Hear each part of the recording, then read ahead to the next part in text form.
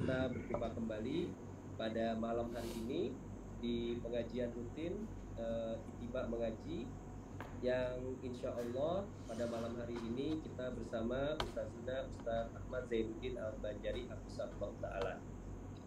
Itiba Mengaji adalah komunitas dari belajar Islam di ITB, Institut Teknologi Bandung, baik dari alumni maupun dari sivitas akademi yang masih aktif di kampus ITB. Dan seperti biasa pengajian rutin kita yang alhamdulillah pada malam Kamis tanggal 8 Safar 1445 Hijriah atau pada hari ini bertepatan 24 Agustus 2023, kita akan membahas topik mengenai akidah, dan pada kesempatan kali ini adalah pertemuan ke-24 dari pembahasan kitab Matan Nawaqidul Islam karya Fadilatul Syekh Imam Muhammad bin Abdul Wahab rahimahullah ta'ala. Dan pada malam hari ini adalah topik pembatal keislaman ke-10 yang merupakan topik terakhir insya Allah. Dan kita akan mulai segera dengan dibagi menjadi 2 sesi. Sesi pertama, insya Allah Ustazuna akan menjelaskan kepada kita, memaparkan tentang materinya. Kemudian sesi kedua adalah tanya jawab. Antum wa antuna bisa bertanya melalui 2 cara. Yang pertama adalah raise hand, langsung bertanya kepada Ustazuna. Yang kedua adalah melalui kolom chat yang insya Allah akan kami bacakan. Baik Ustadz, untuk menyingkat waktu kepada Ustazuna kami persilahkan. Barakallahu fikum. Jazakumullah khair. Assalamualaikum warahmatullahi wabarakatuh. Bismillahirrahmanirrahim. Innal hamdalillah nahmaduhu wa nasta'inuhu wa nastaghfiruh wa na'udzu billahi min shururi anfusina wa sayyiati a'malina. Man yahdihillahu fala mudilla lahu wa man yudlil fala hadiya lahu. Wa ashhadu an la ilaha illallah wahdahu la syarika lahu wa ashhadu anna Muhammadan abduhu wa rasuluh. Ya ayyuhalladzina amanu taqullaha haqqa tuqatih wa la tamutunna illa wa antum muslimun. Ya ayyuhan nasu taqu rabbakumul ladzi khalaqakum min nafsin wahidah wa khalaqa minha zawjaha wa batha minhuma rijalan katsiran wa nisaa'a wattaqullaha alladzi tasaaluna bihi wal arham innallaha kana 'alaikum raqiba.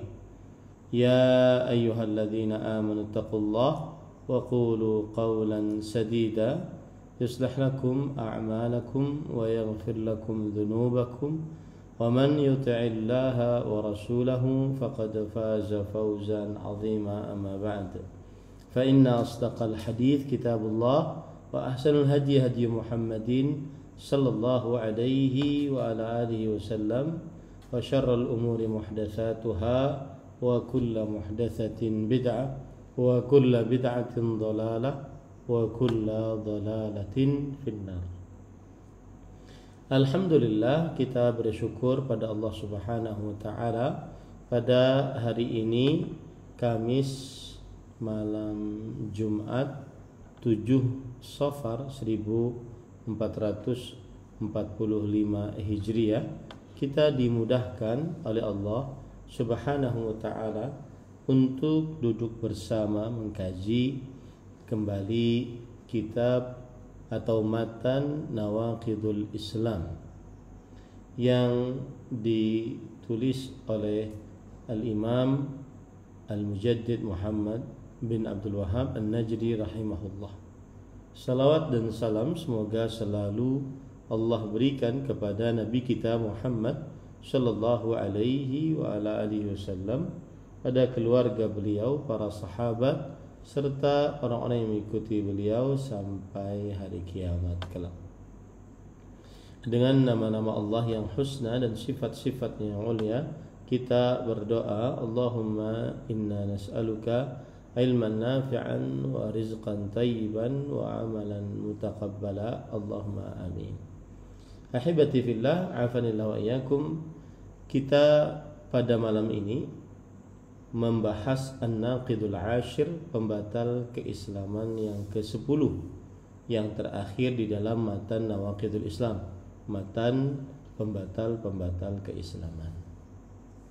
Qala al-Imam al-Mujaddid Muhammad ibn Abdul Wahhab An-Najri rahimahullah, al-i'radu an dinillah la yata'allamuhu wa la ya'malu bihi, wad dalilu qawluhu ta'ala wa man adlamu mimman dzukira bi ayati rabbih thumma a'rada anha inna minal mujrimina muntaqimun. Yang artinya berpaling dari agama Allah, tidak mempelajarinya dan tidak mengamalkannya. Allah Subhanahu wa taala berfirman, yang artinya siapakah yang lebih zalim dari seorang yang diingatkan dengan ayat-ayat Rabb-nya kemudian dia berpaling darinya. Sesungguhnya kami akan membalas dendam terhadap orang-orang yang berbuat dosa. Nah, di dalam pembatal keislaman yang ke-10 ini ada 4 permasalahan yang akan kita bahas. Permasalahan yang pertama adalah makna dari pembatal keislaman yang ke-10 ini. Penulis Al-Imam Al-Mujaddid Muhammad bin Abdul Wahhab An-Najdi rahimahullah menginginkan di dalam pembatal keislaman yang ke-10 ini menetapkan 2 permasalahan yang saling mengkonsekuensikan satu dengan yang lainnya. Yang pertama yaitu belajar agama Allah Subhanahu wa taala, dan yang kedua adalah beramal atau mengamalkan yang sudah dipelajari. Yang pertama yaitu berpaling dari belajar tentang agama Allah Subhanahu wa taala. Dan yang dimaksud dengan berpaling dari belajar agama Allah Subhanahu wa taala sebagai pembatal keislaman, maksudnya adalah berpaling dari belajar pokok ajaran agama Islam, yang dengan pokok ajaran agama tersebut ia menjadi seorang muslim. Saya ulangi, yang dimaksud dengan pembatal keislaman yang ke-10 yaitu berpaling dari agama Allah Subhanahu wa taala, tidak mau mempelajarinya. Maksudnya adalah tidak mau mempelajari pokok ajaran agama yang dengannya dia masuk dalam agama Islam. Adapun seorang yang jahil, tidak tahu tentang rincian dan cabang-cabang permasalahan agama, maka bukan yang dimaksud di dalam pembatal keislaman ini. Ya, karena perkara-perkara yang berkaitan dengan rincian, kemudian juga dengan cabang-cabang, maka ini ada perkara-perkara yang tidak diketahuinya kecuali oleh para ulama dan para penuntut ilmu agama. Ya, para ulama dan para penuntut ilmu agama. Dan keadaan yang seperti ini manusia sangat berbeda-beda tingkatannya, ya.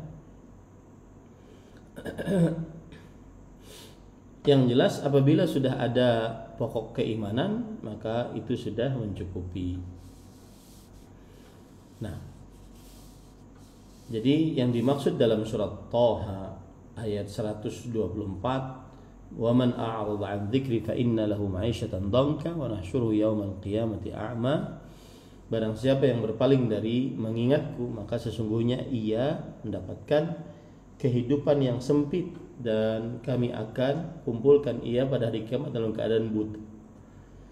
Maka yang dimaksud dari ayat ini adalah sebagian ulama mengatakan bahwa manusia tidak kufur kecuali ketika berpaling dari mempelajari pokok ajaran agama yang dengannya dia masuk dalam agama Islam dan tidak meninggalkan kewajiban kepada Allah Subhanahu wa taala. Nah, itu yang dimaksud. Adapun perkara yang kedua yaitu berpaling dari agama Allah, tidak mengamalkannya. Maksudnya adalah tidak mengamalkan seluruhnya. Ya, tidak mengamalkan seluruhnya dalam sebuah jenis amalan. Seperti misalkan tidak mau mengucapkan 2 kalimat syahadat dan seperti mengucapkan 2 kalimat syahadat tetapi tidak mengamalkan sesuatu dari amalan-amalan yang diwajibkan padahal dia mampu, maka ini adalah sebuah kekufuran dengan ijma' para ulama. Ya, orang mengucapkan 2 kalimat syahadat, oke, masuk Islam, tapi tidak mau sholat, tidak mau puasa, ya, padahal dia mampu, maka ini adalah kufur, keluar dari agama Islam karena dia berpaling, tidak mau mengamalkan amalan-amalan Islam secara menyeluruh, ya, baik itu jenis amalnya ataupun seluruh daripada amal perbuatannya. Adapun yang berpaling dari perkara, salah satu dari perkara yang wajib di dalam agama, lalu dia tidak mengerjakannya, ya, maka ini adalah disebut dengan berpaling secara parsial, ya, tidak terjadi kepada seseorang, ya, yang di dalam dirinya ada keimanan, lalu dia meninggalkan kewajiban tersebut, menalingkan tidak mengeluarkan ia dalam agama Islam, kecuali dalam perkara sholat, ya, kecuali dalam perkara sholat, karena perkara sholat ada nas tersendiri, ya, ada nas tersendiri. Berkata Syekhul Islam Ibnu Taimiyah rahimahullah, "Fala yakunu ar-rajulu mu'minan billahi wa rasulihi ma'adami syai'in minal wajibat allati yakhtassu bi ijabiha Muhammadun sallallahu alaihi wasallam." Maka seseorang tidak menjadi orang beriman kepada Allah dan Rasulnya disertai dengan tidak mengerjakan sesuatu dari yang merupakan kewajiban-kewajiban yang khusus diwajibkan oleh Nabi Muhammad sallallahu alaihi wasallam. Artinya apabila ada orang berpaling dari agama Nabi Muhammad SAW, tidak mau mengerjakan yang diwajibkan dalam agama Nabi Muhammad SAW, maka yang seperti ini adalah dia melakukan kekufuran, ya, dan keluar dari agama Islam. Dan dua perkara ini saling berkelaziman satu dengan yang lainnya, yaitu siapa yang berpaling tidak mau belajar ilmu dasar ajaran Islam, maka dia tidak juga mengamalkan kewajiban-kewajiban dalam agama Islam. Nah, begitu ya. Kemudian sebaliknya, kalau dia belajar ilmu dasar syariat Islam, maka dia mengamalkan syariat Islam tersebut. Sebagaimana dalam surah At-Taubah ayat 33.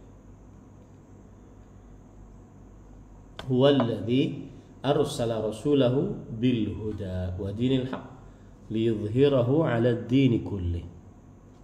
Dialah Allah Subhanahu wa taala yang telah mengutus Rasulullah sallallahu alaihi wasallam dengan petunjuk dan agama yang benar, agar Allah Subhanahu wa taala memperlihatkan agama ini seluruhnya. Maka yang dimaksud dengan petunjuk di sini adalah ilmu yang bermanfaat, dan yang dimaksud dengan agama yang benar di sini adalah amal yang saleh. Maka siapa yang berpaling dari mengilmui tentang pokok-pokok ajaran Islam, berarti dia serupa dengan kaum Nasrani. Dan siapa yang berpaling tidak mau mengerjakan kewajiban-kewajiban dari syariat Islam, maka dia serupa dengan kaum Yahudi. Nah, berarti bisa kita simpulkan bahwa berpaling dari agama Allah itu ada yang secara menyeluruh, ada yang secara parsial. Berpaling secara menyeluruh adalah berpaling dari mempelajari pokok dasar ajaran Islam. Ya, maka yang seperti ini kafir, keluar dari agama Islam, ya. Dan ini juga perhatian kepada saudara-saudari yang mu'allaf, yang baru masuk dalam agama Islam, harus belajar agama Islam. Kemudian yang kedua adalah berpaling secara parsial, yaitu berpaling tidak mempelajari rincian-rincian agama dan beberapa amalan yang berkaitan dengan kewajiban-kewajiban. Maka orang seperti ini disebut sebagai naqisul iman ma'a baqa'i aslih. Dia imannya berkurang tetapi asal imannya masih ada, tidak keluar dari agama Islam. Nah, permasalahan yang kedua yaitu al-i'rad yakhtalif 'anit takdzib, berpaling tidak sama dengan mendustakan. Ya, gitu ya. Berpaling tidak sama dengan mendustakan, karena yang namanya takdzib, mendustakan itu adalah tidak percaya. Tidak percaya. Adapun berpaling, maka dia tidak berilmu dan tidak mengamalkan ilmu. Maka kadang seorang beriman itu mempercayai risalah Nabi Muhammad SAW, akan tetapi dia tidak mau mengamalkannya, tidak mau mengilmuinya, seperti firman Allah Subhanahu wa taala, fala saddaqa wala shalla walakin kadzdzaba wa tawalla. Maka ia tidak bersedekah, tidak juga salat, akan tetapi dia mendustakan dan dia berpaling. Maka perhatikanlah bagaimana Allah Subhanahu wa taala mengabarkan bahwa orang ini tidak percaya. Orang ini bukan tidak percaya, tetapi dia mendustakan. Dia percaya bahwa salat itu wajib, tapi dia mendustakan. Nah, itu dia. Dan pada ikhwan dirahmati Allah, kemudian yang kedua, dia tidak sholat setelah dia mendustakan kewajiban sholat, atau dia tidak sholat, ya. Sebagaimana disebut, dan berpaling dari ketaatan yang wajib kepada Allah Subhanahu wa taala adalah kekufuran, seperti dalam surat Ali Imran ayat 32. Saya ulangi ya, berpaling dari ketaatan kepada Allah yang wajib itu adalah kekufuran. Allah berfirman, "Qul athi'ullaha war rasul fa in tawallaw fa innallaha la yuhibbul kafirin." Katakanlah wahai Muhammad sallallahu alaihi wasallam, taatilah Allah dan Rasulnya. Maka jika kalian berpaling, maka sesungguhnya Allah tidak menyukai orang-orang yang kafir. Ini menunjukkan bahwa menyelisihi syariat Rasul sallallahu alaihi wasallam adalah kekufuran, karena Allah menyebutkan la yuhibbul kafirin. Allah tidak menyukai orang-orang kafir yang tidak taat kepada Rasul sallallahu alaihi wasallam. Dan Allah tidak menyukai orang yang bersifat seperti ini, ya, yang tidak mau taat kepada Allah dan Rasulnya sallallahu alaihi wasallam. Meskipun dia mengaku, ya, dirinya mencintai Allah dan dirinya mendekatkan diri kepada Allah Subhanahu wa taala. Maka pengakuan ini memerlukan dia wajib untuk mengikuti Rasulullah sallallahu alaihi wasallam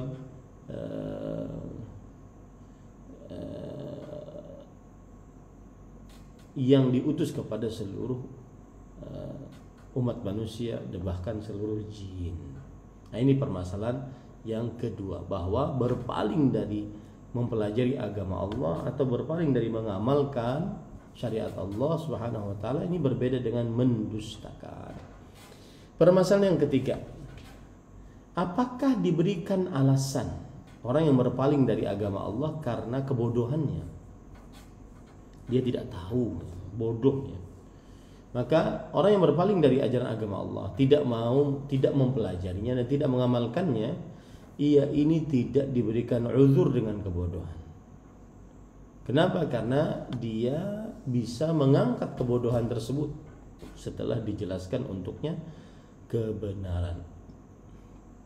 Adapun kebodohan adalah orang yang tidak sampai kepadanya kebenaran dan tidak sampai padanya risalah Nabi Muhammad SAW.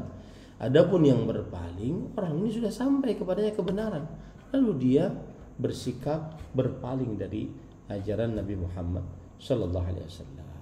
Jadi ini tidak bisa diberikan uzur orang yang berpaling dari agama Allah karena kebodohan.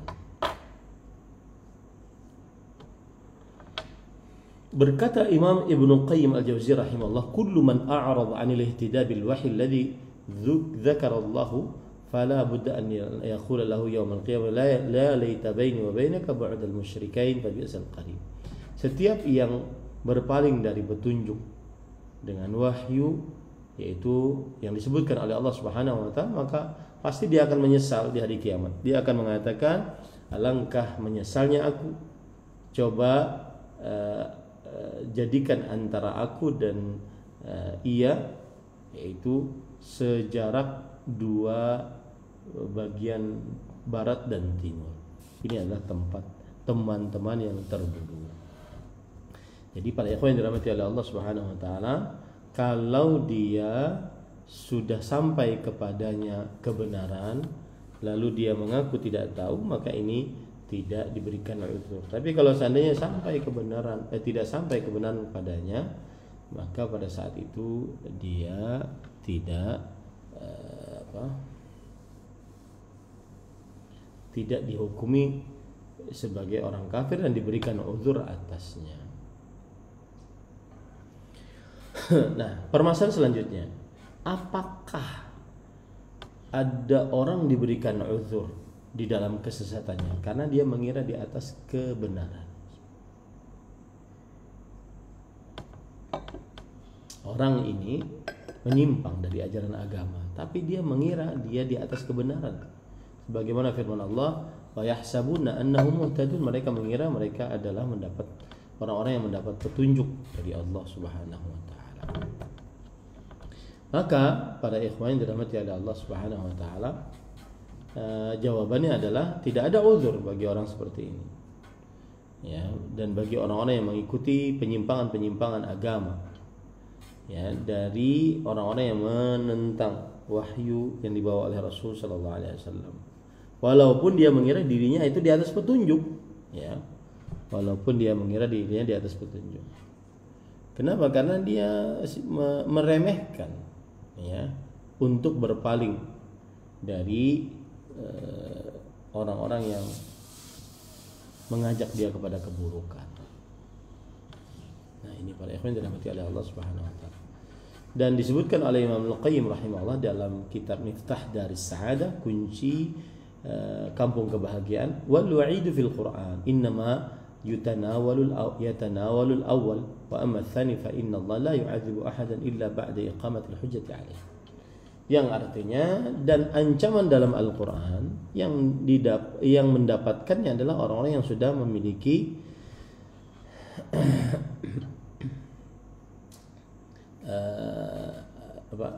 ancaman yang ada dalam Al-Quran ini akan didapati oleh orang-orang yang golongan pertama, yaitu orang-orang yang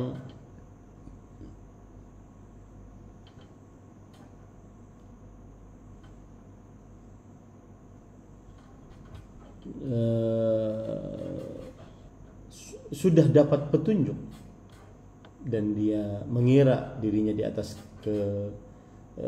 petunjuk padahal tidak di atas petunjuk. Nah,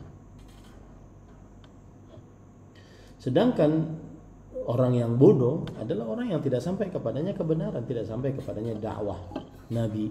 Maka Allah tidak menyiksa seorang pun kecuali setelah ditegakkan hujjah atasnya.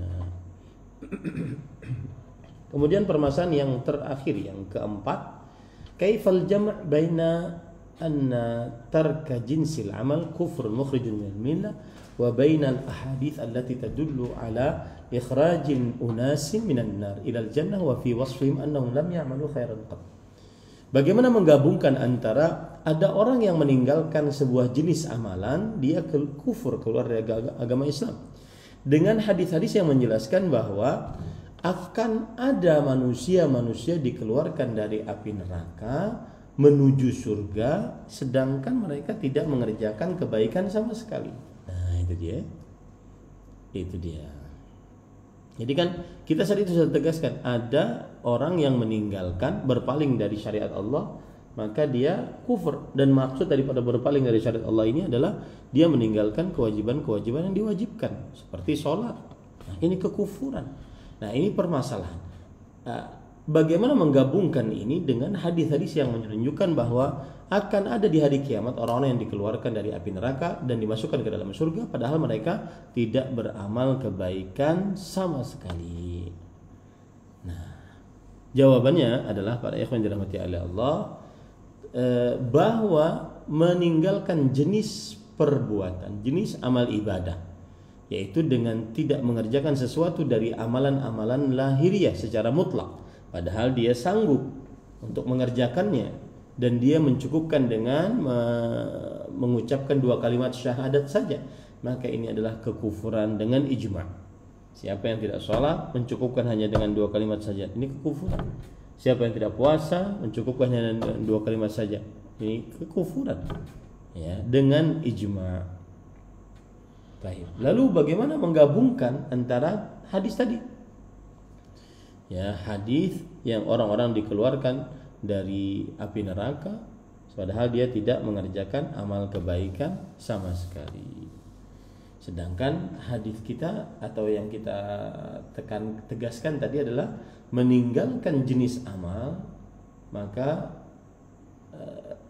jika dia tidak mengerjakan sama sekali amalan lahiriah padahal dia mampu dan dia mencukupkan hanya dengan mengucapkan 2 kalimat syahadat saja, maka ini adalah kekufuran. Ini adalah kekufuran. Nah, jawaban atas 2 perkara ini. Yang pertama, bahwa berdalil dengan hadis-hadis yang ada orang-orang yang dikeluarkan dari api neraka dan dimasukkan ke dalam surga padahal tidak beramal, maka mereka adalah orang-orang dari umat-umat terdahulu, bukan dari umat Nabi Muhammad SAW. Karena yang namanya neraka mengumpulkan ahli maksiat dari umat Nabi Muhammad SAW dan dari selain umat Nabi Muhammad SAW.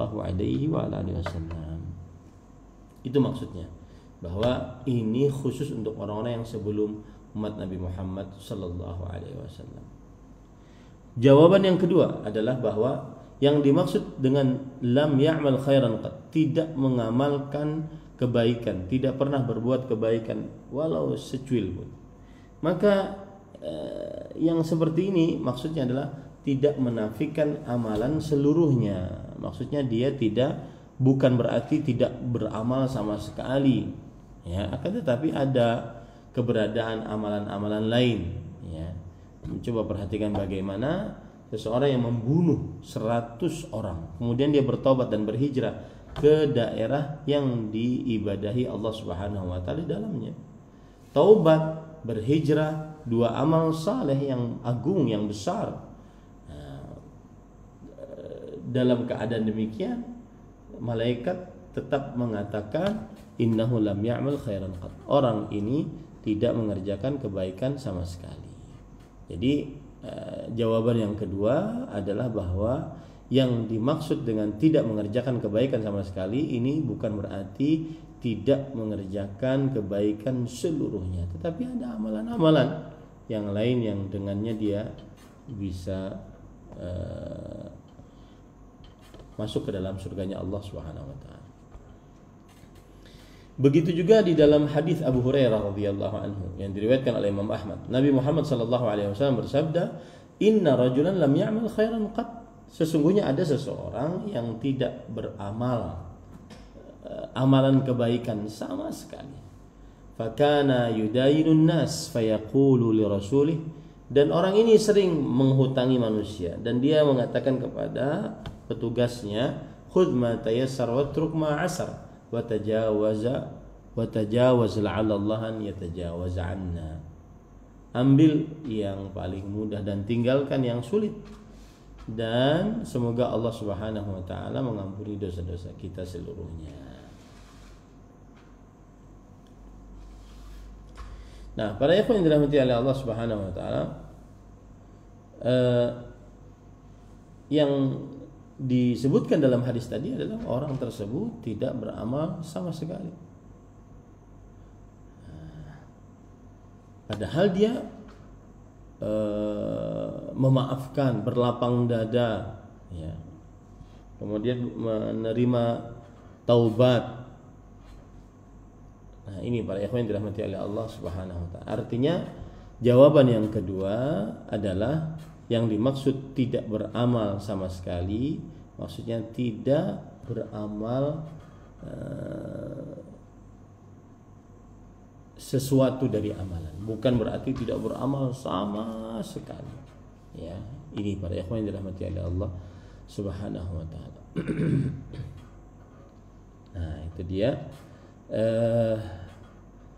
masalah atau permasalahan yang keempat. Jadi pada pertemuan ini kita membahas 4 permasalahan. Yang pertama, makna pembatal keislaman. Yang ke-10 ini, makna berpaling dari agama Allah secara ilmu, tidak mau mempelajari dasar-dasar pokok ajaran Islam, dan juga tidak mau mengamalkan kewajiban-kewajiban yang ada dalam agama Islam.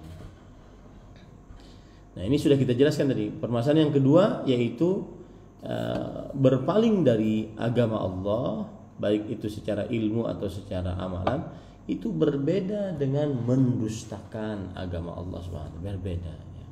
Kalau mendustakan sudah datang kepadanya ilmu, dia tidak masuk ke dalamnya. Kemudian permasalahan yang ketiga adalah apakah orang yang berpaling dari agama Allah karena kebodohan itu diberikan uzur. Nah, ini tadi kita jelaskan ya, bahwa apabila ada orang berpaling dari agama Allah, dia tidak mau mempelajarinya, tidak mau mengamalkannya, maka orang seperti ini tidak diberikan uzur dengan kebodohannya, karena dia bisa mengangkat kebodohannya setelah dijelaskan kepadanya kebenaran. Adapun yang namanya bodoh adalah orang yang tidak sampai kebenaran padanya. Nah, ini permasalahan yang ketiga yang sudah dibahas tadi ringkasannya ya. Lalu bagaimana menggabungkan antara orang-orang yang meninggalkan kewajiban-kewajiban dihukumi sebagai kekufuran, sedangkan nanti di akhirat ada orang-orang yang tidak pernah beramal sama sekali, dikeluarkan dari api neraka, masukkan ke dalam surga. Maka jawabannya ada 2. Yang pertama itu adalah untuk umat-umat sebelum kita. Yang kedua adalah bahwa tidak beramal kebaikan sedikit pun atau sama sekali. Ini maksudnya adalah bukan peniadaan amal seluruhnya. Nah, terakhir berkata Imam Muhammad bin Abdul Wahhab rahimahullahu taala, wala farqa fi jami'i hadhihi an-nawaqid baina al-hazil wal jad wal khaif illa al-mukrah wa kulluha min a'zami ma yakunu khataran wa min akthari ma yakunu wuqu'an wa yanbaghi lil muslim an yahdharaha wa yakhafu minha ala nafsihi na'udzu billah min mujibati ghadabihi wa alimi iqabihi wa sallallahu ala Muhammad. Artinya tidak ada perbedaan sama sekali di dalam seluruh pembatal-pembatal keislaman ini antara seorang yang bercanda atau bersungguh-sungguh ataupun yang takut.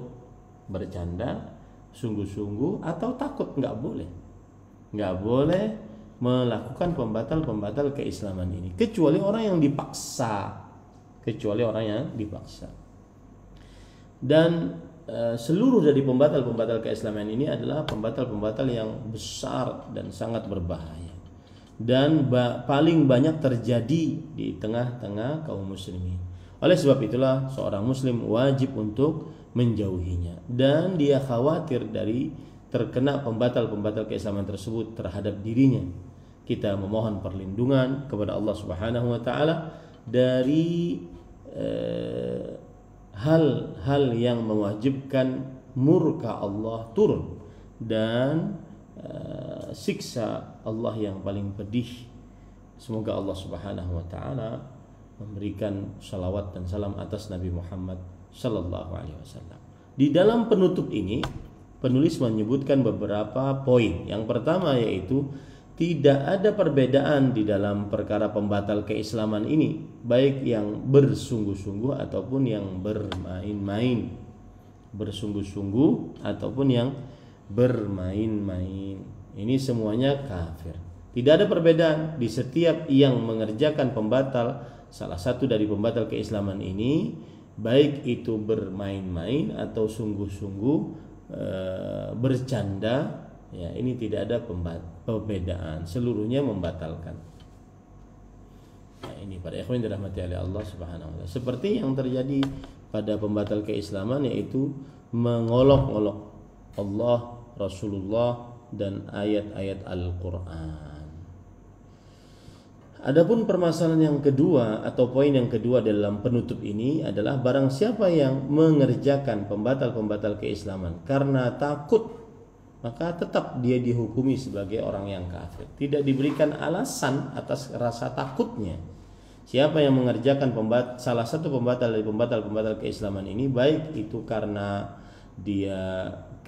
ucapannya ataupun karena perbuatannya, ya, dengan sebab rasa takutnya itu dia khawatir kekurangan harta atau pangkat, ataupun dia akhirnya bermudah-mudah bergaul dengan orang-orang kafir, ya, dan yang semisalnya, yang mana dia tidak mengerjakan hal itu kecuali karena takut, maka yang seperti ini dia tidak diberikan uzur atasnya dan keluar dari agama Islam selama tidak ada pada batasan yang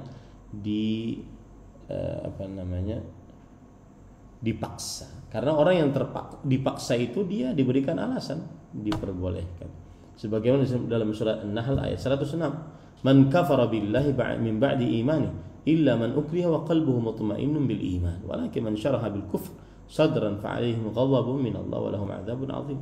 Siapa yang kufur kepada Allah Subhanahu wa taala setelah keimanannya, tidak ada kecuali orang yang dipaksa dan hatinya tetap tenang dengan keimanan. Akan tetapi yang kufur adalah yang lapang dengan kekufuran dadanya, maka baginya murka dari Allah dan siksa yang besar. Nah, ini para ikhwah. Kemudian poin yang ketiga di penutup ini, bahwa pembatal yang 10 ini adalah yang paling besar bahayanya dan paling banyak terjadi di tengah kaum muslimin, ya.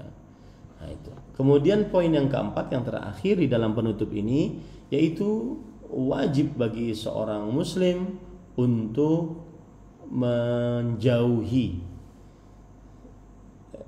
pembatal-pembatal keislaman ini sehingga tidak terperosok masuk ke dalamnya, ya. Dia harus takut terhadap dirinya, tidak boleh merasa aman dari pembatal-pembatal keislaman ini.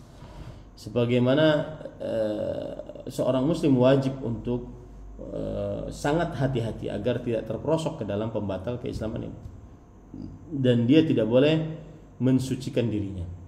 Akan tetapi dia wajib khawatir dari terperosok, ya, ke dalam pembatal-pembatal keislaman ini. Imamul Hunafa, pemimpinnya orang-orang yang bertauhid, Khalilullah, kekasih Allah, Ibrahim alaihissalam, yang menghancurkan berhala-berhala, yang mengajak kepada tauhid, dan yang dirinya dilempar ke dalam api hanya karena kalimat tauhid. Beliau dengan seperti ini saja masih khawatir terhadap diri beliau sendiri dan terhadap keluarganya dari melakukan kesyirikan, berdoa kepada selain Allah Subhanahu wa taala. Makanya beliau berdoa kepada Allah dalam surat Ibrahim ayat 35, "Wajnubni wa baniya an na'budal asnam." Jauhkanlah aku dan anak keturunanku dari menyembah berhala. Kalau seandainya yang demikian adalah perkataan imamnya ahli tauhid, maka bagaimana manusia yang di bawahnya? Ya, tentunya lebih utama lagi untuk berdoa seperti ini. Oleh sebab itulah, seyogyanya bagimu wahai kaum muslimin, berdoalah selalu kepada Allah Subhanahu wa taala agar dihidupkan di atas akidah yang benar ini, kemudian juga diwafatkan di atas akidah yang benar ini, dan berlindung kepada Allah Subhanahu wa taala dari setiap yang mengajak kepada kesesatan atau setiap yang mengajak kepada kemurkaan Allah Subhanahu wa taala, terkhusus pada zaman yang penuh dengan godaan ini, ya. Nah, ini yang bisa disampaikan.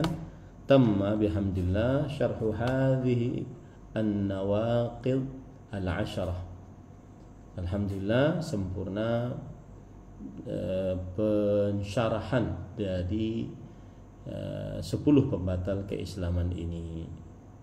yaitu pada hari Kamis 7 Safar 1445 Hijriah bertepatan 24 Agustus 2003. Semoga ilmu yang disampaikan bermanfaat.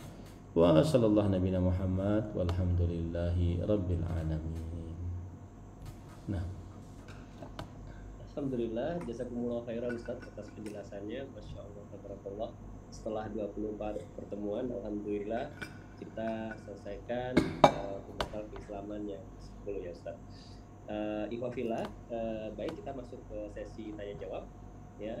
Bagi antum wa antuna yang ingin bertanya, silahkan raise hand ya, nanti akan dibukakan unmute ya, sehingga bisa langsung bertanya atau menuliskan di kolom chat kepada kami, insya Allah akan kami bacakan.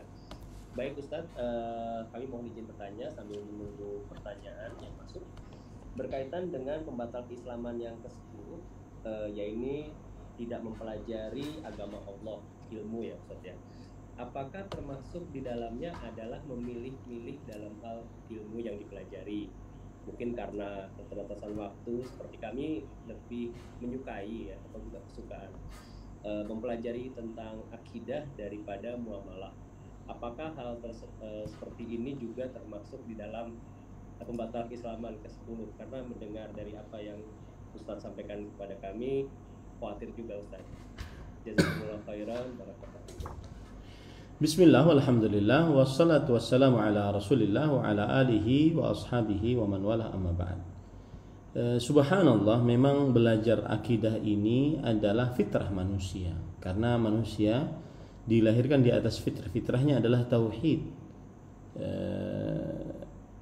Walaqad uhiya ilaika wa ila Allah Subhanahu wa taala berfirman di dalam Al-Qur'an, fitratullah allati fataran nasa 'alaiha, yang artinya itulah fitrah yang Allah Subhanahu wa taala fitrahkan atasnya manusia. Saya bacakan dari surah Ar-Rum ayat 30. Fa'aqim wajhaka lid-dini hanifa fitratallah allati fataran nasa 'alaiha la tabdila li khalqillah dzalika ad-dinul qayyim walakin aktsaran nasi la ya'lamun. Maka hadapkanlah wajahmu dengan lurus kepada agama Allah dan tetaplah di atas fitrah Allah yang telah menciptakan manusia menurut fitrah itu. Tidak ada perubahan pada fitrah Allah. Itulah agama yang lurus. Tapi kebanyakan manusia tidak mengetahui. Jadi sebagian kaum muslimin itu suka mengkaji tauhid, ya. Dan ini fitrah manusia. Tetapi apakah kalau seandainya ada orang lebih memprioritaskan belajar ilmu tauhid, kemudian ilmu-ilmu tentang muamalah, tidak terlalu tertarik? Maka jawabannya adalah kalau tidak tertarik, ini masih ringan. Tetapi yang tidak boleh adalah membenci. Dan yang dimaksud dengan berpaling dari agama Allah tadi, yang merupakan pembatal keislaman, adalah berpaling secara kulli, yaitu secara umum, secara menyeluruh ya.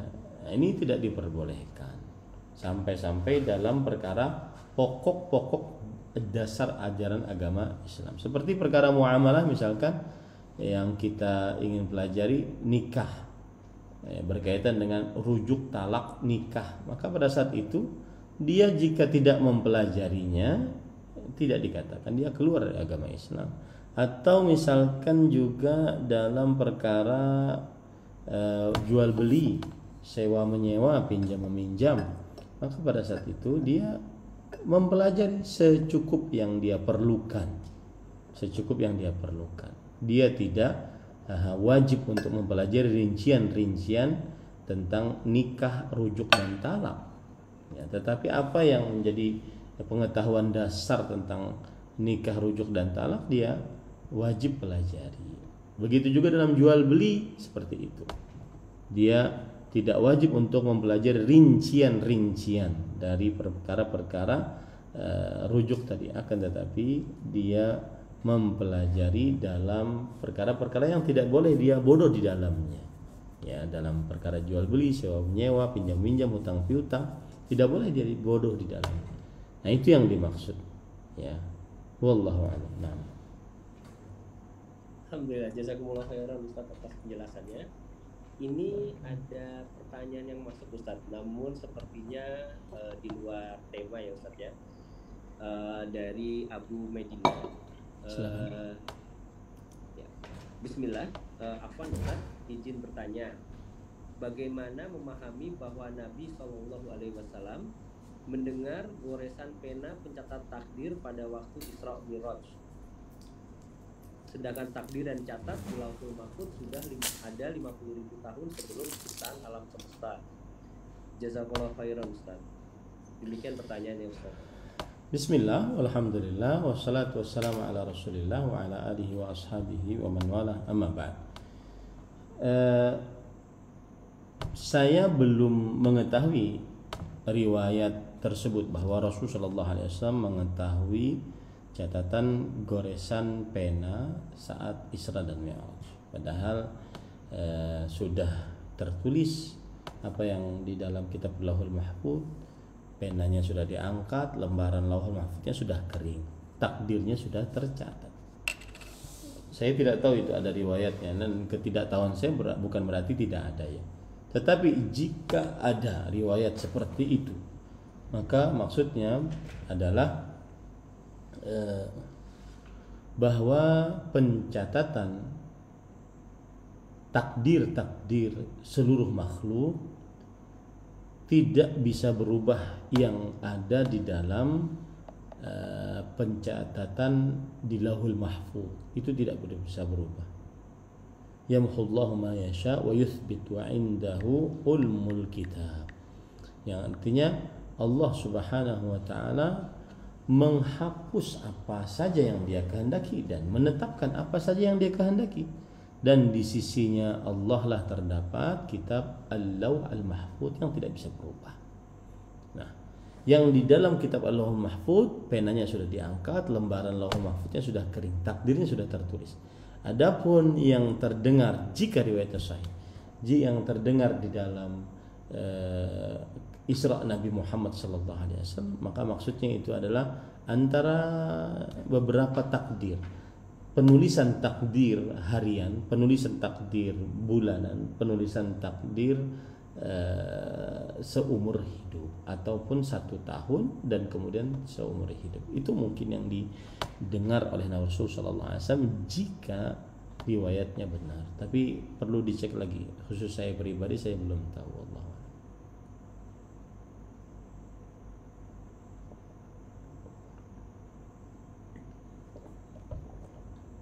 Nah Ustaz, jazakumullah khairan atas penjelasannya.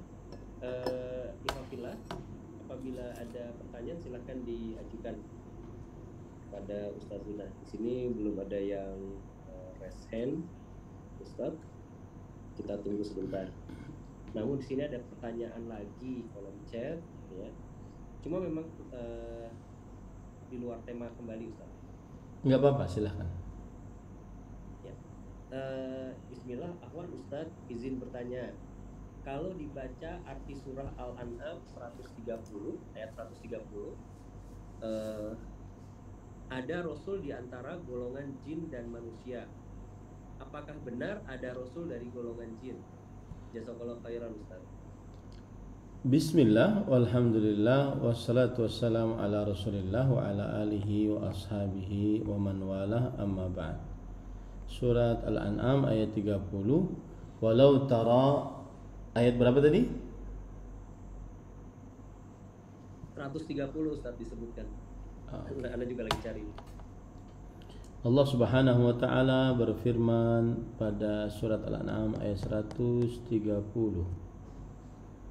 Ya ma'syara jinni wal ins, alam ya'tikum rusulun minkum yaqussuna 'alaikum ayati wa yunzirunakum liqa'a yawmikum hadza qalu shahidna 'ala anfusina wa gharratkumul hayatud dunya wa syahidu 'ala anfusihim annahum kanu kafirin.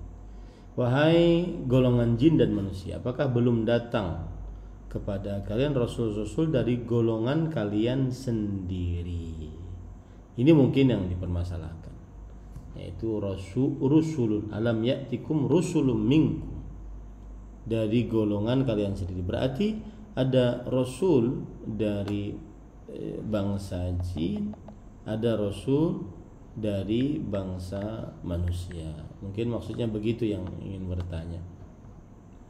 Taib, saya bacakan tafsirannya dari Imam Ibnu Katsir rahimahullah. Wa hadza aidan mimma yuqri'u Allah bihi subhanahu wa ta'ala kafiri al-jinni wal ins yaumil qiyamah. Ini juga adalah sesuatu yang Allah Subhanahu wa taala memberikan rasa takut kepada orang-orang kafir dari bangsa jin dan manusia pada hari kiamat. Haitsu yas'aluhum, yang mana Allah Subhanahu wa taala akan bertanya kepada mereka, hal balagathumur rusul ar-rusulu risalatihim. Apakah para rasul telah menyampaikan risalah-risalah mereka? Hadza istifham taqriri, ini adalah bertanya untuk menetapkan, ya ma'syal jinni wal ins alam ya'tikum rusulun minkum, wahai golongan jin dan manusia, apakah belum datang kepada kalian rasul-rasul dari golongan kalian sendiri. Nah, lihat di sini, ai min jumlatikum, minkum maksudnya adalah dari sekelompok kalian. Warusulu minal insi faqat walaysa minal jinni rusul. Para rasul dari jenis manusia saja, bukan dari jenis jin. Ya, kama qad nassa ala dzalika Mujahidun wa Ibnu Jurayj wa ghairu wahidin minal a'immah minas salaf wal khalaf. Sebagaimana telah ditegaskan akan hal ini bahwa rasul hanya dari manusia, tidak ada dari bangsa jin. Yang menegaskan hal ini Imam Mujahid bin Jabr seorang tabi'i, Imam Ibnu Jurayj seorang tabi'i, dan selainnya dari para imam ulama salaf dan juga ulama-ulama khalaf. Abdullah bin Abbas radhiyallahu anhu ketika menafsiri ayat ini, ar-rusul min bani Adam wa minal jinni nudhur. Para rasul adalah dari bani Adam, sedangkan dari bangsa jin ini ada namanya nuzur, bukan rusul, yaitu memberi peringatan. Nah, ini para ikhwan yang dirahmati Allah Subhanahu wa taala. Ad-Dhahhak bin Muzahim bercerita, annahu za'ama anna fil jinni rusulan wa ihtajja bi hadhihi al-ayati al-karimah fil istidlal biha ala dhalika nazar li'annaha muhtamilah wa laysat bisarihah. Ad-Dhahhak bin Muzahim, beliau mengira dari bangsa jin ada rasul dan berdalil dengan ayat ini, surah Al-An'am ayat 130. Akan tetapi pendalilan dengan ayat ini adanya rasul dari bangsa jin adalah perlu diteliti kembali, karena itu pendalilan yang ada kemungkinan, bukan ada penegasan. Ya, ada kemungkinan, bukan ada penegasan. Nah, kemudian Imam Ibnu Katsir juga mengatakan, wad dalil ala anna ar-rusula innama hum minal jin minal ins. Dalil bahwa rasul-rasul itu hanya dari manusia, di antaranya yaitu surat An-Nisa ayat 163 sampai 165. Ya, fa hasrun nubuwati wal kitab ba'da Ibrahim fi dzurriyyati wa lam yaqul ahadun minan nas inna an-nubuwah kanat fil jin qabla Ibrahim alaihi salam thumma inqata'at anhum bi'itsatuh. Maka pembatasan kenabian dan juga pemberian kitab suci setelah Nabi Ibrahim alaihissalam adalah kepada keluarganya saja, anak cucunya, seperti Nabi Ismail, Nabi Ishaq, ya, dan Nabi Muhammad SAW, hanya untuk keluarganya saja. Dan tidak ada seorang pun dari manusia yang mengatakan sesungguhnya kenabian ada di tengah bangsa jin sebelum Nabi Ibrahim alaihissalam. Kemudian setelah itu terputus, ya, pengutusan bangsa jin kepada mereka. Nah, ini tidak benar, ya, para ikhwan yang dirahmati Allah Subhanahu wa taala. Karena Allah berfirman dalam surah Al-Furqan ayat 20, "Wa ma arsalna qablaka minal mursalin illa innahum la ya'kuluna at-ta'am wa yamshuna fil aswaq." Dan tidaklah kami utus sebelum engkau dari para rasul, melainkan mereka sungguh benar-benar makan makanan dan berjalan di pasar-pasar. Ya, begitu juga dalam surat Yunus ayat 109. Wa ma arsalna min qablika illa rijalan nuhi ilaihim min ahlil qura. Dan tidaklah kami utus seorang rasul sebelum engkau kecuali laki-laki yang kami berikan wahyu kepada mereka, ya, dari penduduk kota Mekah. Nah, ini diketahui bahwa jin, ya, mengikuti manusia di dalam perkara ini, ya, bahwa jin mengikuti manusia dalam perkara ini. Maksudnya adalah belum ada rasul dari bangsa jin, gitu ya. Wallahu a'lam. Nah, Jazakumullah khairan Ustaz atas penjelasannya, semoga jelas bagi penanya, ya ini Bapak Abu Medina. Baik, ini kami lihat belum ada lagi bertanya Ustaz. Mohon izin kami kembali bertanya Ustaz, berkaitan dengan belajar ilmu di pembatal Islam Mandiri School. Apakah belajar ilmu ini ada cara-cara yang disyariatkan, yang diharuskan Ustaz? Karena berkaitan dengan kita dunia ini, alhamdulillah Allah sudah baru angkat, ya, sudah angkat pandemik yang kemarin sekian lama, dan kajian-kajian pada waktu itu adalah online Ustaz. Dan sekarang ada beberapa ikhwan yang merasa bahwa sebagian besar kaum muslimin saat ini sulit kembali untuk diajak kajian offline. Apakah memang cara yang terbaik adalah belajar bersama ustadz offline dan meninggalkan online, atau bisa menggunakan keduanya, atau bagi beberapa orang mungkin cukup diperbolehkan dengan online saja Ustadz? Demikian, barakallahu fikum. Bismillah, alhamdulillah, wassalatu wassalamu ala rasulillah wa ala alihi wa ashabihi wa man wala, amma ba'd. Sebagian ulama kontemporer seperti Syekh Saleh Al-Utsaimin rahimahullah, beliau kalau tidak salah berpendapat bahwa pengajian online itu bagaikan tayamum. Jika ada air maka tidak perlu untuk bertayamum. Nah, seperti itu. Makanya saya lebih mengajak kepada para ikhwah agar mengikuti kajian-kajian online. Dan termasuk di dalamnya ini kajian kita yang setiap Kamis malam Jumat ini, wallahu alam apakah nanti dilanjutkan atau tidak, ya, nanti dilihat kemudahan dari Allah Subhanahu wa taala. Karena asal hukumnya belajar adalah dia bertatap muka, duduk bersimpuh di hadapan guru, sebagaimana Jibril, para sahabat duduk di hadapan Rasulullah sallallahu alaihi wasallam radhiyallahu anhum sallallahu alaihi wa alihi wasallam. Wallahu a'lam. Masya Allah. Jazakumullah atas penjelasannya Ustaz. Ya, alhamdulillah ada masuk lagi pertanyaan baru Ustaz. Dari Ibu Anazega. Ibu Anazega biasanya langsung bertanya. Kali ini beliau menuliskan di kolom chat. Bismillah, Assalamualaikum warahmatullahi wabarakatuh Ustaz. Izin bertanya, seseorang kalau melihat anaknya sakit atau suaminya sakit, terlintas bayangan-bayangan yang buruk.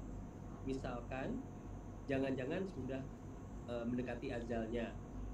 Jangan-jangan demikian, haza wa haza. Dan hati kembali sadar semua yang terjadi pasti sudah karena takdir Allah Ta'ala. Nah, jika hati di awal ada kekhawatiran, apakah hal tersebut sudah mengurangi keimanan keimanan Ibu Anazika Ustaz? Jazakallahu khairan. Barakallahu fikum. Baik. Bismillah, walhamdulillah, wassalatu wassalamu ala rasulillah wa ala alihi wa ashabihi wa man wala, amma ba'd. Yang jelas seorang di antara rasa harap dan rasa takut apabila dia hidup di dunia ini, maka dia di antara rasa harap dan rasa takut. Rasa harap diberikan rahmat oleh Allah Subhanahu wa taala, karunia dan diberi petunjuk, dicukupkan oleh Allah hidupnya. Rasa takut terhadap siksa Allah jika dia bermaksiat kepada Allah Subhanahu wa taala. Allah Subhanahu wa taala berfirman di dalam Al-Qur'an, yad'unana raghaban wa rahaba wa kanu lana khashi'in, yang artinya mereka para nabi alaihi wassalatu wassalam berdoa kepada kami dalam keadaan rasa harap dan rasa cemas. Rasa harap, berharap akan rahmat Allah, ampunannya, dan rasa cemas, takut akan siksa Allah Subhanahu wa taala. Wallahu a'lam. Nah, Jazakumullah khairan Ustaz atas penjelasannya. Qadarullah belum ada yang present dan tidak ada lagi pertanyaan yang masuk melalui kolom chat. Mungkin kita cukupkan Ustaz, dan sebelum kita tutup mohon nasihat dari Ustazuna yang insya Allah berguna bagi kami semua Ustaz. Jazakumullah khairan. Baik, bismillah walhamdulillah wassalatu wassalamu ala rasulillah wa ala alihi wa ashabihi wa man wala, amma ba'd.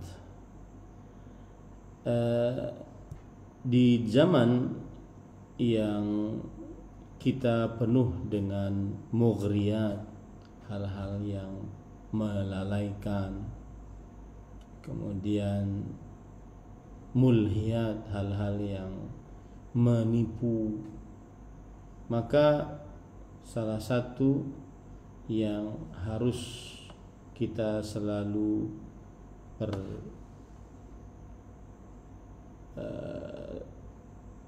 tekadkan di dalam qalbu kita adalah wafat di atas agama Islam, karena kita tidak mengetahui apa yang Allah Subhanahu wa taala takdirkan untuk kita. Dan begitulah para salafus saleh, mereka memberikan contoh kepada kita, yaitu disebutkan dalam kitab Al-Muwatta yang ditulis oleh Imam Malik dari Nafi', beliau mendengar Abdullah bin Umar radhiyallahu anhuma ketika di atas sofa berdoa, Allahumma ya Allah, innaka qulta ud'uni astajib lakum. Sesungguhnya engkau telah berfirman, berdoalah kalian seluruhnya kepadaku, maka niscaya aku kabulkan bagi kalian. Wa innaka la tukhliful mi'ad, dan sesungguhnya engkau tidak mengingkari janji. Wa inni as'aluka kama hadaitani lil Islam alla tanzi'ahu minni hatta tatawaffani wa ana muslim. Dan sesungguhnya ya Allah, aku memohon kepada engkau sebagaimana engkau memberi petunjuk kepadaku berada di dalam agama Islam, maka janganlah engkau cabut keislaman itu dariku sampai engkau mewafatkanku dan aku dalam keadaan beragama Islam. Doa ini dikomentari oleh Al-Hafidh Ibnu Abdul Barr rahimahullah dalam kitab beliau Al-Istidhkar, yang merupakan penjelasan dari kitab Al-Muwatta. Du'ahu alla yanzi'al Islam minhu fihi al-imtithal والتأسي بإبراهيم عليه السلام في قوله واجنبني وبني أن نعبد الأصنام. Doanya Abdullah bin Umar radhiyallahu anhuma agar tidak dicabut Islam dari dirinya, ini terdapat mencontoh Nabi Ibrahim alaihissalam ketika beliau berdoa, ya Allah, jauhkanlah aku dan anak cucuku dari menyembah berhala. Dan juga Yusuf alaihissalam fi qawlihi tawaffani musliman wa alhiqni bis salihin, mencontoh Nabi Yusuf alaihissalam di dalam doanya, ya Allah, wafatkanlah aku dalam keadaan Islam dan kumpulkanlah aku bersama orang-orang saleh. Wa bin Nabi sallallahu alaihi wasallam fima ruwiya anhu min qawlihi wa idza aradta bin nasi fitnah faqbidni ilaika ghaira maftunin. Dan juga mencontoh Nabi Muhammad sallallahu alaihi wasallam sebagaimana yang disebutkan dalam sebuah riwayat bahwa beliau berdoa, dan jika engkau ya Allah menginginkan fitnah, kehancuran untuk manusia, maka wafatkanlah aku dalam keadaan tidak terhancurkan dengan fitnah, godaan-godaan dan ujian-ujian yang menghancurkan manusia. Kemudian seorang tabi'i, Ibrahim bin Yazid An-Nakhai, berkata, la ya'manul fitnah wal istidraj illa maftun. Tidak ada yang merasa aman dari ujian yang menghantarkan kepada kehancuran dan juga dari keadaan istidraj, yaitu penguluran waktu sehingga mati di atas su'ul khatimah, kecuali orang-orang yang benar-benar tergiur dan diinginkan kehancuran. Wala ni'mah afdalu min ni'matil Islam, dan tidak ada nikmat yang lebih afdal daripada nikmat Islam. Fihi tazkul a'mal, di dalam keislaman amalan-amalan akan suci. Wa man ibtagha dinan ghairahu falan yuqbala min, dan siapa saja yang mencari selain Islam sebagai agama tidak akan pernah diterima darinya. Walau anfaqa mil al-ardi dhahaban, meskipun ia bersedekah seluas bumi dengan emas. Amatanallahu alaihi wa ja'alana min khairi ahlihi, amin. Kata Imam Al-Hafidh Ibn Abdul Bar, semoga Allah subhanahu wa ta'ala mewafatkan kita di atas keislaman dan menjadikan kita termasuk orang-orang Islam yang terbaik, amin. Di zaman yang penuh dengan godaan, syubhat, hal-hal yang samar dalam agama, syahwat, hal-hal yang menggiurkan syahwat perut dan syahwat kemaluan, di saat ilmu sudah mulai berkurang, teman-teman saleh sudah mulai sedikit, maka pada saat itu yang ada adalah kita banyak-banyak berdoa. Allahumma inni as'aluka kama hadaitani lil Islam alla tanzi'ahu minni hatta tatawaffani wa ana muslim. Ya Allah, aku memohon kepada Engkau sebagaimana Engkau memberikan petunjuk kepadaku menjadi seorang muslim, maka janganlah Engkau mencabut keislaman ini dariku sampai Engkau mewafatkan aku dalam keadaan beragama Islam. Semoga yang disampaikan bermanfaat. Wallahu a'lam. Amin ya rabbal alamin. Jazakumullah khairan Ustaz. Semoga Allah Ta'ala senantiasa menjaga dan melindungi kita semua, keluarga kita dan semua keturunan kita. Amin ya rabbal alamin. Sebelum kita tutup, mohon izin Ustaz, ini ada kode setelah mendengarkan apa yang disampaikan Ustaz. Ada pertama permintaan bahwa pengajian ini tetap ada secara online dari Ibu Anazega, dan yang kedua pertanyaan dari senior kami Kang Ari, dan pertanyaan ini juga Ana memahami sebagai kode juga Ustaz, tentang kitab selanjutnya yang memang sebaiknya kami jemaah Ittiba mengaji pelajari Ustaz. Jazakumullah khairan. Mungkin nanti apakah mau dijawab sekarang atau nanti saja Ustaz? Selama diminta untuk kajian, tetap kita kajian. Kalau seandainya tidak diminta lagi, ya kita selesaikan. Begitu saja. Kalau dari pertanyaan ini sepertinya akan diminta demikian Ustaz, dan pertanyaannya adalah kitab yang akan kita pelajari selanjutnya. Kalau itu nanti kita akan kita akan lihat nanti, insya Allah. Itu ada doanya yang saya ini kan, mudah-mudahan bisa dibaca di dalam sholat, di dalam hal waktu-waktu mustajab, semoga bermanfaat. Wallahu a'lam. Amin ya rabbal alamin. Anda kopi dulu Ustaz sebelum. Baik. Sekali lagi atas penjelasannya, dan insya Allah semoga Allah Ta'ala memudahkan kita untuk bisa bertemu kembali pekan depan, dan sudah ada kitab dan tema ataupun mungkin tematik yang akan kita pelajari di pekan berikutnya. Baik Ifafillah, Rahmatullahi, kita tutup dars atau pengajian kita, taklim kita pada malam hari ini dengan doa kifaratul majlis. Subhanakallahumma wa bihamdika asyhadu alla ilaha illa anta astaghfiruka wa atubu ilaik. Wassalamualaikum warahmatullahi wabarakatuh. Jazakumullah khairan. Barakallahu. Barakallahu. Barakallahu. Barakallahu.